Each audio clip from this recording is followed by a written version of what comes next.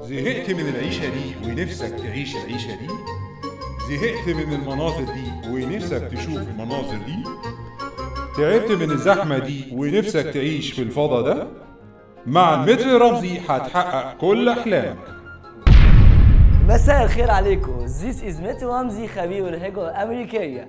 معانا وبس هتحقق كل أحلامك. المتر رمزي 2 PhD 2 TBS 1 MCS من جامعة ماساتشوستس الأمريكية.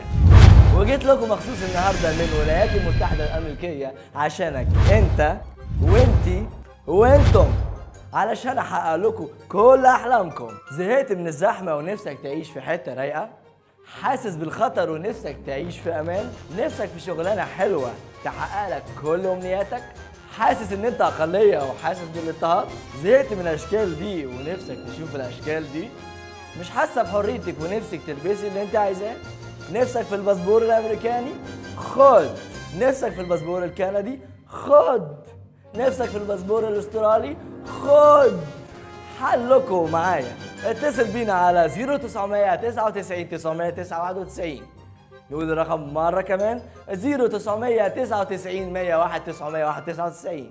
مش كده وبس، لو اتصلت بينا في خلال 24 ساعة هنديك العرض السحري طقم جرابات للباسبور 12 لون زائد 1 كلاسير كبير بقيمة 99 جنيه و90 قرش زائد مصاريف الشحن. مع المتر رمزي مفاجأتنا ما بتنتهيش وهنخليك تعرف تعيش. ولو مش مصدقنا تعال نشوف نماذج ناجحة كل دول اديناهم قبل كده. أنا في مصر كنت شغال محاسب في بنك وكان مرتبي مش قد كده وكنت بتعامل عادي زي الموظفين العاديين من ساعة لما متر رمزي سفرني أمريكا وأنا بقيت عايش الحلم الأمريكي. رايز يس سير يس سير. وأنا في مصر كنت حاسة إني أقلية ومش مرتاحة، والصراحة أنا كنت حاسة باضطهاد، بس من ساعة ما متر رمزي جابني هنا في أمريكا وأنا حاسة إني كأني في بيتي واحدة منهم. Excuse me? Yes. Are you Arab? Yes, yes. You do know we hate your kind here. Thank you. We hate, no love. Thank you very much. Hate, woman, hate. مش بقول لكم بيحبونا. يا شيخ الحمد لله، ربنا يبارك له المتر رمزي ورانا الدنيا. ده كنا فين وبقينا فين؟ ده من غيره كنا ضعنا. الحمد لله الحمد لله. لا والله خلصنا. لا ده انا مبسوطه قوي قوي يعني. انا كمان الحمد لله.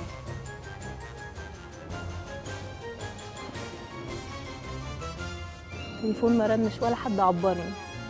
فين ايام طنط سوزي لما كانت بتقعد تتكلم وترغي بالساعات؟ لا عايزه اقول لك على حاجه، انا بقيت ولا ببص في التليفون وركناه 24 ساعه، ما فيش بقى من قله الرن. انتي مبسوطه صح؟ قوي. وانا كمان الحمد لله.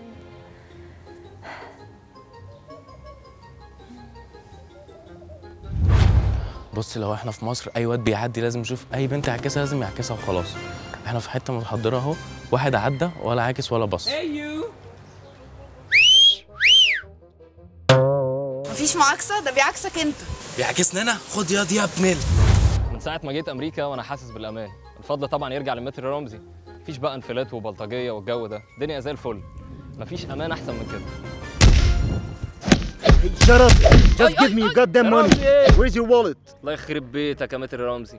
أنا عارف إن اليومين دول بالظروف البلد بتعدي بيها في ناس كتيرة جدا بتهاجر، وناس كتيرة قوي بتفكر في الهجرة لأسباب مختلفة. ناس بتفكر تهاجر عشان الأمن، ناس بتفكر تهاجر عشان لقمة العيش، ناس بتفكر تهاجر عشان هم حاسين بأقلية واضطهاد. بس مهما حصل ومهما رحنا أي حتة عمرك ما هتحس بقيمتك زي مصر، ودايما هتحس بالغربة. مصر النهارده في أشد الحاجة لكل واحد فينا، ولو فعلا صبرنا مصر هتبقى هي البلد اللي احنا بنحلم بيها.